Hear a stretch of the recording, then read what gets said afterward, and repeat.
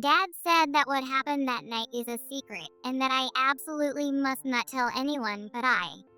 While speaking, Nellie started to cry softly as if remembering something painful. What do you mean? What happened? Actually, Dad, in my room.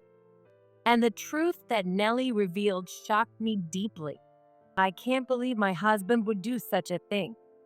My husband still claims it's for bonding and sleeps in her room.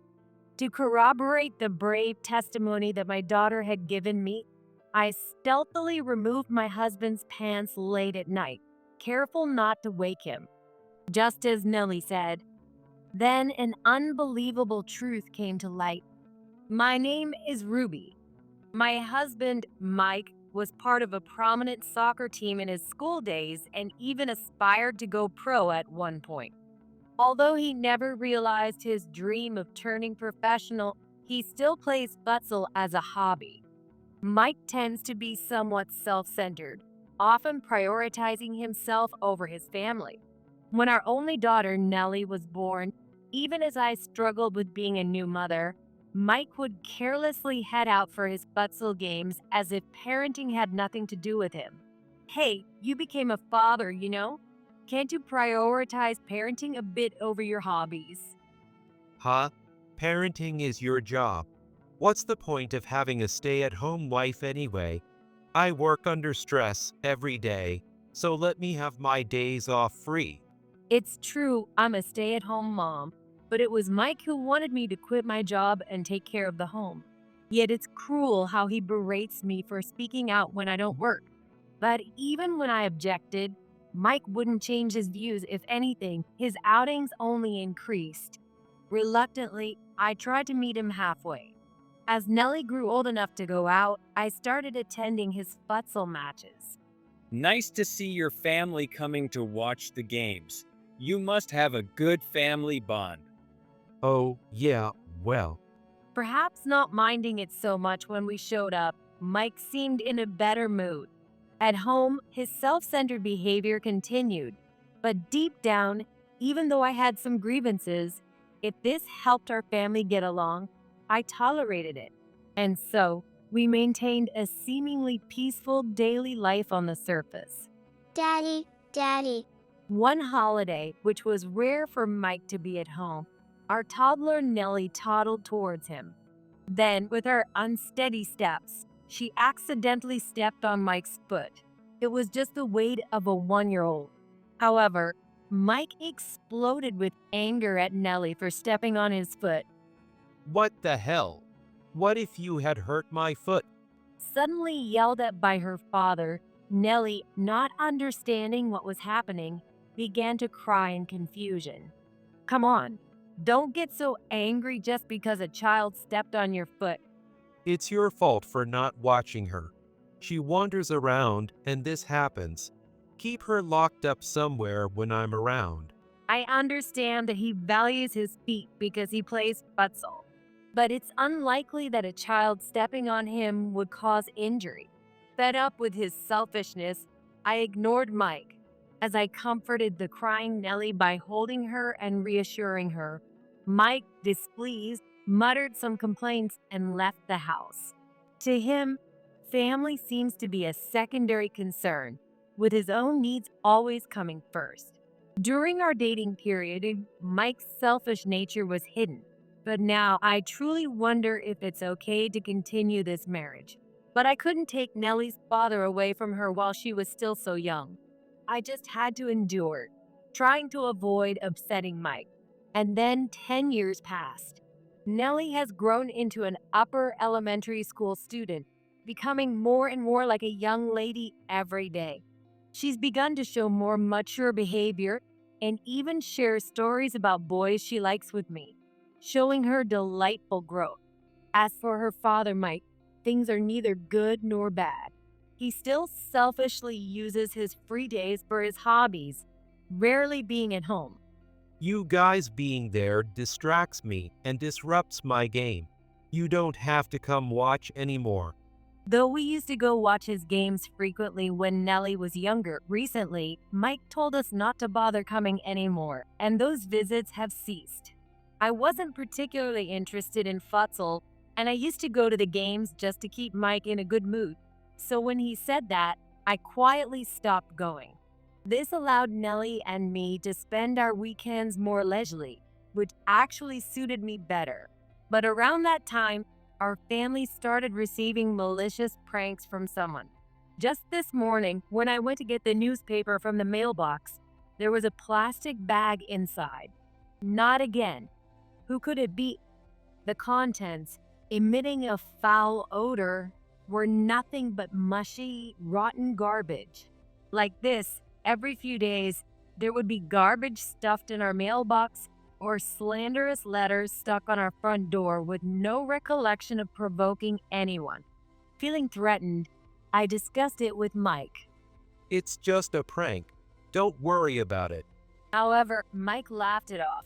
As he was hardly ever home, he treated it as if it was someone else's problem, which frustrated me. What if something happens to Nellie? This was way beyond a mere prank. So, I thought of calling the police. No, no, stop that. It's definitely just temporary. If we call the police, When I mentioned calling the police, Mike visibly panicked. Why? It would be better to consult them sooner and catch the culprit. no, be more careful. Calling the police might provoke the culprit and escalate things even more. We should just watch a little longer. Although it didn't sit right with me, Mike was so desperate against reporting it that I reluctantly agreed to wait a bit longer. Then one day, after some time had passed, Mike suddenly announced, There's a sudden futsal scrimmage in the next county. "That's quite sudden. When will you be back?" Probably the day after tomorrow, I guess. His vague attitude towards the sudden game made me suspicious. I felt distrustful of my husband's behavior, but pressing him would likely only result in being shrugged off or yelled at. So I kept quiet and sent him off. But Mike didn't return until 3 days later. "You didn't contact me, and you came back later than you said. What happened?" I was worried. There were some troubles and I got delayed. My phone died and I couldn't contact you. It can't be helped. "Couldn't one of your teammates have had a charger? Why didn't you borrow one?" No matter what I asked about what he had been doing, Mike gave excuses and eventually ended the conversation in annoyance. Was he really at a futsal game? His clearly suspicious behavior only made me more doubtful. And that night, when he finally came home, Mike suddenly said something odd. I've been away for a while, so you must have been lonely. From today, I'm going to sleep in Nellie's room. In Nellie's room. What brought this on suddenly? I've been dumping all the parenting on you till now, right? I know it's late, but I'm reflecting on it. I need to cherish my time with our daughter more. That's what I've been thinking. I was puzzled by what seemed like a change of heart, but Nellie seemed happy that her father would sleep in her room. It's the first time I'm sleeping with Dad. I'm okay with it. Mom, it's okay, right? Nellie hadn't often expressed feeling lonely, despite the frequent absence of her father. But perhaps she had indeed missed him. I was still confused, but seeing Nellie's reaction, I consented to let Mike sleep in her room, despite him previously getting upset just by Nellie touching his leg. What kind of change of heart was this? And there was another suspicious thing about Mike. He had always worn shorts at home, but from that day, he started wearing long pants. Mike usually preferred light clothing due to his dislike of heat, which made it all the more strange. One day, while Mike was in the bath, I went to the laundry area to wash some clothes. And as he was about to step out of the bath, he noticed me and quickly closed the bathroom door. Why are you here? Get out of here quick. Mike told me to leave the laundry area hurriedly and in a flustered manner. His attitude was clearly different from before. "What's the matter? It's not like you'd be embarrassed being seen now? Weirdo." He seemed to be hiding something, but I couldn't figure out why. After that, it became routine for Mike to sleep in Nellie's room instead of our bedroom. Nellie didn't seem to mind, so I let Mike do as he wished. I would later deeply regret thinking this way, as it turned out to be a mistake. About a week after Mike started sleeping in Nellie's room, I received a call from Nellie's school. It was Nellie's teacher on the line, asking me to come to the school urgently because there was something we needed to discuss. Could it be that something had happened at school? No, it couldn't possibly be Nellie. Worried about what I might be told, I went to the school where the teacher asked me something unexpected. Nellie seems to have been a bit down lately. Has anything happened at home? Excuse me? The teacher asked this seriously, but I couldn't think of any reason. She acted cheerful in front of me, but maybe she was hiding some troubles. I told the teacher I would keep an eye on Nellie and left the school. When I got home, Nellie was watching TV in the living room, so I decided to talk to her. Nellie, I heard from your teacher. They said you seemed down lately. Is something bothering you? Want to talk to Mom about it? I made sure to ask her gently, so as not to sound accusatory. Nellie was initially silent, but eventually seemed to make up her mind. Dad said, "What happened that night is a secret and that I absolutely must not tell anyone but I." As she spoke, Nellie started to cry softly, as if remembering something painful. What do you mean? What happened? Actually, Dad, in my room. And the truth that Nellie revealed left me deeply shocked. I decided to check something to corroborate Nellie's testimony. Mike still claimed he was sleeping in Nellie's room for bonding. Late at night, once I confirmed that Mike was in a deep sleep, I carefully removed his pants without waking him, just as Nellie said. For evidence, I took a photo of Mike in his underwear with my smartphone. Since I turned on the bedroom light for the shot, Mike eventually woke up to the disturbance. What's going on? It's bright. Hey, what are you doing? What am I doing? That's my line. What exactly is going on here? Explain yourself. I pointed at Mike's legs and shouted. There were multiple painful-looking cuts from his shins to his thighs. His sudden wearing of long pants and adamant avoidance of being seen naked were probably to keep these wounds hidden. What are these wounds? What are you hiding? These are, injuries from a scrimmage. These are from a game? They clearly look like cuts from a sharp blade. Mike stubbornly insisted they were from an injury during a game. According to Mike, he said he decided to sleep in Nellie's room until the cuts were less noticeable because he thought I would worry if I knew about the injury. And while Nellie was asleep, he tried to change his bandages but was accidentally seen by Nellie, who wasn't asleep yet. Mike had told Nellie not to tell me. However, Nellie thought her father had been attacked and injured by someone, which caused her to lose her spirits. Nellie was still in elementary school. The shock of suddenly seeing raw, unexplained wounds on her father's legs must have been immeasurable. Moreover, she was told to keep quiet about it. Nellie has a conscientious nature and believes that keeping secrets is wrong. She must have struggled greatly with whether to tell me the truth. Don't make a big fuss about it. This is why I kept it from you. It'll heal soon. That kind of talk. Don't you care that Nellie is shocked because of the weird way you hid this? Don't you think anything about that? That's a mother's job to handle, isn't it? I'm tired, okay? Just let me sleep. Mike gave a sulky look, pulled on his pants, went back to bed, covered himself with a blanket, and fell asleep. Mike is full of excuses, but he's absolutely crazy. He must still be hiding something. Although the conversation ended there, dissatisfied with Mike's strained excuses, I decided to discreetly meet with one of Mike's teammates to hear what they had to say. Then, an undeniable truth was revealed. According to his teammate, there hadn't been any practice matches in the neighboring county recently. And moreover, Mike had been skipping futsal practice increasingly for the past year. My husband, who had frequently claimed to be going to matches, had been lying all along. What does this mean? Where has Mike really been going? The mystery only deepened. Confronting him would likely not lead to a confession. But I couldn't just let Mike continue unchecked, so I decided to hire a detective to investigate him. The investigation revealed that Mike had been having an affair with a coworker named Emily for the past year. He had been using futsal practice as a cover to meet her frequently. So you were keeping secrets from me after all. I confronted Mike with the investigation report and a photo of him walking arm in arm with Emily, looking cozy together, which I shoved in front of him. How? How did you get this? Your strange behavior even started affecting Nellie. That's why I hired a detective. I never imagined you were cheating.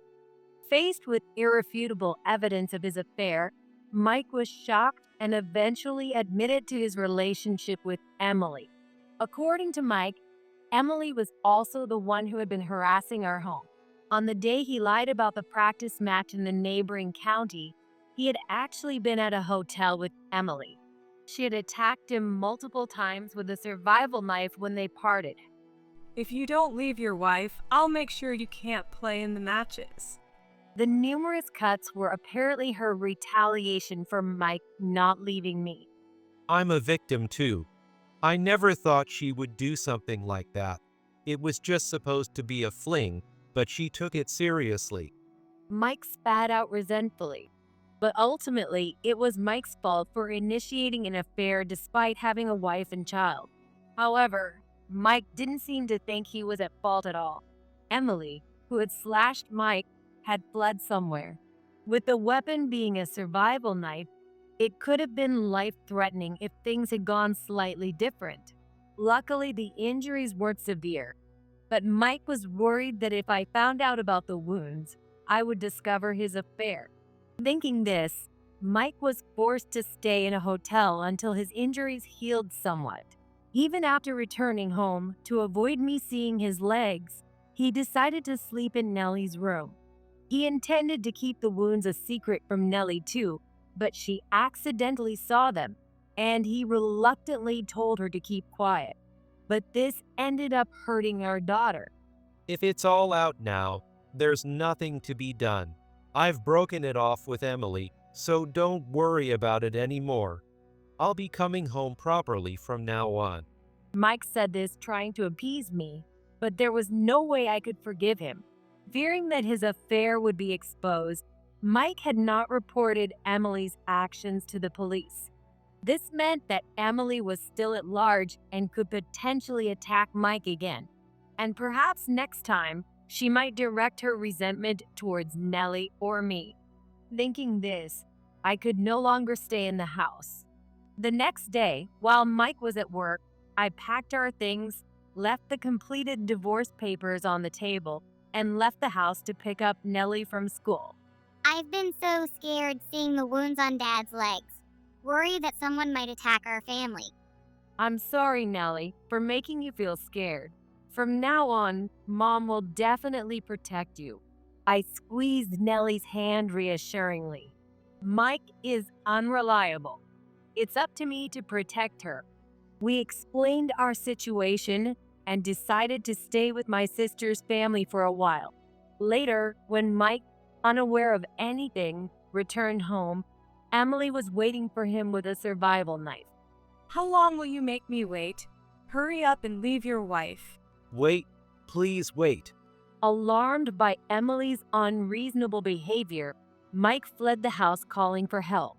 Fortunately, it was during a busy time of day, and soon after, someone called the police seeing Emily chasing Mike with a survival knife, and she was arrested on the spot. Learning about this on the news, I was relieved but also terrified by the thought that if we had delayed evacuating, we might have been harmed. Now that she's caught, please come back home and lighten up. Messages like this from Mike began arriving daily. In Mike's mind, everything seemed resolved, but I couldn't bring myself to reconcile with a man who had betrayed his family and put us in danger. When I told him that I had no intention of rebuilding our relationship and that we could no longer continue as husband and wife, Mike threw a tantrum. Cheating is something every man does. I won't divorce. I'm not in the wrong. I tore up the divorce papers, so come back home. Mike, completely refusing to admit his faults and stubbornly opposing divorce, dragged the proceedings out until they escalated to court. However, hiring a detective and secretly gathering evidence of the affair paid off, and the court fully recognized my claims. The divorce was finally granted, and Mike was ordered to pay a substantial amount in alimony and child support. Until the end, Mike kept asking me and Nellie to come back, but both of us had long since lost any affection for him. I don't want to live with someone who hurt Mom. You never really cared about us in the first place. How could you say that? After everything I've done for you, you ungrateful child.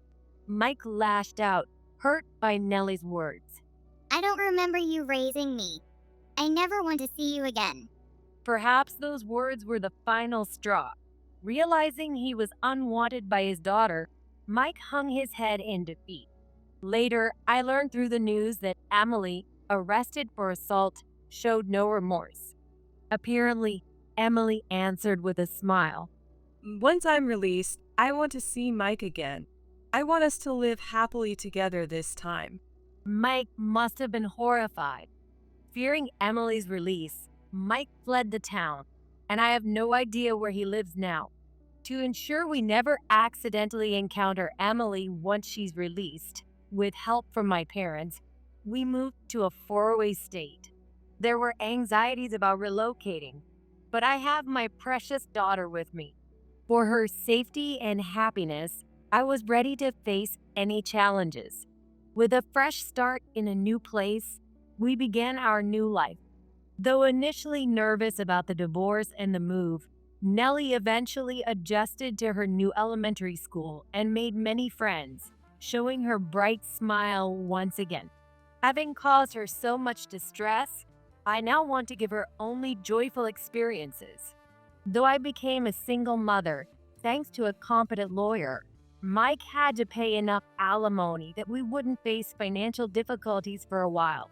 I started a job in our new home, but made sure to always be back by the time Nellie returned from school, keeping our communication strong.